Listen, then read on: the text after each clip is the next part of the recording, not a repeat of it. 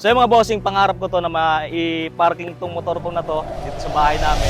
Bago pa man ako makapagtayo ng negosyo, dito sa luma at sirang bahay na ito ako nagkaisip. Dito sa bahay na ito ako nangarap. Balang araw, aasin sa doon ang buhay namin. Kaya ang masasabi ko sa batang ako, salamat. Dahil kahit mahirap ang buhay na iyong dinanas, hindi ka nawala ng pag-asa hanggang sa makipagsapalaran ako sa Maynila at kung ano nung trabaho ang pinasok ko. Pero ang pinakamahirap na trabaho na pinasok ko ay ang pagiging delivery rider. Kung saan ako abutin ng gutom, doon ako kakain. Kung saan ako abutin ng antok, doon na din ako tutulog. Kalsada din ang aking paliguan. Sinasabay ko din ang pagtitinda ng chicharon habang nagde-deliver ako. Pero kahit anong sipag ko at pagtityaga ako sa buhay, parang wala din nangyayari. Dahil yung motor ko na ginagamit sa pagde-deliver ay nabatak. Sumubok ulit ako kumuha ng motor, kaso na aksidente naman ako sa EDSA. Sa daming pagsubok na aking pinagdaanan at talampasan, talaga napaproud ako sa sarili ko habang pinagmamasdan ko ang aking motor na nakaparking sa aming lumang bahay. Malayo pa pero malayo na ang dating ako. Hindi ko pa naman masasabi na successful ang buhay ko ngayon. Pero ang mapapagmalaki ko lang, marami akong pamilyang natutulungan dahil sa negosyo ko. At ang pinaka-nakaka-proud pa doon, 3 sa kababayan ko nagtatrabaho sa akin. Sana madagdagan pa ang shop ko para marami pa akong matulungan at taga-Palawan Occidental Mindoro. Kaya ako nakarating ka na sa part ng video na ito. Ang masasabi ko lang, kung pinanganak kang mahirap, di mo kasalanan yun. Pero kung mamamatay kang mahirap, kasalanan mo na yun. Sana makapagbigay ng inspirasyon sa inyo ang video na ito. Salamat mga boss sa inyong suporta. Mag-ingat po kayong lahat. God bless. So yung mga bossing, pangarap ko to na ma-parking tong motor ko na to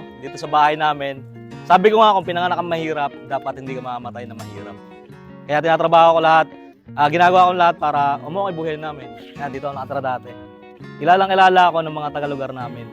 Kahit itanong mo, hindi naman ganung aganda yung buhay.